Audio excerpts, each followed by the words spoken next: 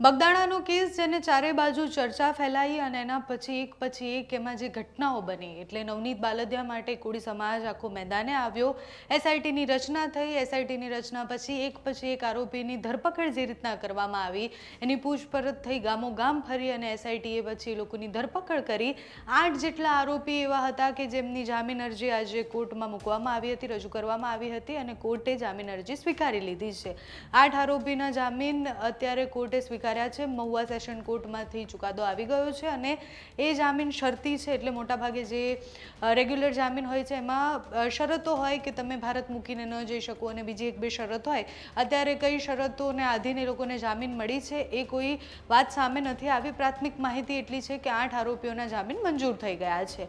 બગદાણાનો આખો વિવાદ જે રીતના જયરાજ આહિરનું નામ આવ્યું હતું, બીજા 8 જેટલા લોકો જે મારવા માટે ગયા હતા જેમની મુખ્ય ભૂમિકા ગણાતી હતી કે આ લોકોએ ભેગા થઈ અને પછી નવનીત બાલદિયાને માર્યા છે, એમાંથી મોટા ભાગના આરોપીઓને અત્યારે જામીન મળી છે। નામ શું છે જેને જામીન મળી છે? તો રાજુ દેવાયત ભમ્મર, વેરુ મધુ શૈડા, આતુ ભમ્મર, ભાવેશ ચેલાણા, વિરેન્દ્ર પરમાર, પંકજ મેર, સતીશ નવાડિયા અને ઉત્તમ બામણિયા જેમને જામીન મળી છે। 8ને આજે જામીન મળી ગયા છે। ટૂંક જ સમયમાં એ જેલ મુક્ત પણ થઈ જવાના છે।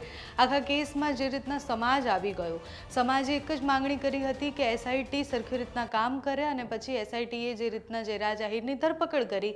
ગઈકાલે ભાવનગરમાં ન્યાય સભાનું આયોજન પણ થયું હતું। ન્યાય સભાના આયોજનમાં એક પ્રશ્ન મુખ્ય હતો કે ન્યાય એટલે શું, કારણ કે આટલા બધા લોકોની ધરપકડ થઈ ગઈ છે, પોલીસ પોતાની કાર્યવાહી કરી રહી છે। જે પોલીસ સામે પણ કાર્યવાહી કરવાની હતી એ પોલીસની પણ પૂછપરછ થઈ છે। પીઆઈ ડાંગર અને બીજા જે પીઆઈ હતા એ બંનેની પૂછપરછ કરવામાં આવી છે।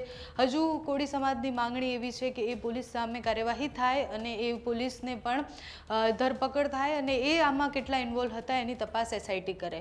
જયરાજ આહિરનું નામ આવ્યું એના પછી 2 વાર એસઆઈટીએ પૂછપરછ માટે બોલાવ્યા। બીજી વાર જ્યારે બોલાવ્યા ત્યારે ત્યાંથી જ એમની ધરપકડ કરી દેવામાં આવી અને આ જેટલા પણ આરોપી છે એક વિડીયો બનાવવામાં આવ્યો હતો કે જેમાં નવનીત બાલદિયાને મારતા હતા। એ વિડીયોમાં એ દેખાઈ પણ રહ્યા છે કે જે એ નવનીત બાલદિયાને મારે છે। એના પછી પોલીસે ધરપકડ કરી અને પોલીસે ધરપકડ પછી આજે એમને જામીન મળી ગયા છે। આગળ જતા આ કેસમાં શું અપડેટ આવે છે જોવાનું રહ્યું। અત્યારે તો 8 આરોપીઓના જામીન મંજૂર થઈ ગયા છે। જયરાજ આહિરને ક્યારે જામીન મળે છે એ પણ સમય બતાવશે। તમારું આ વિષય પર શું માનવું છે અમને કમેન્ટ્સમાં જણાવજો। અત્યારે આ વિડીયોમાં બસ આટલું। જો તમે અમને યુટ્યુબ પર જોઈ રહ્યા હોય તો સબસ્ક્રાઇબ કરજો, ફેસબુક પર જોઈ રહ્યા હોય તો ફોલો કરજો, અમારા આ વિડીયોને લાઈક અને શેર કરજો।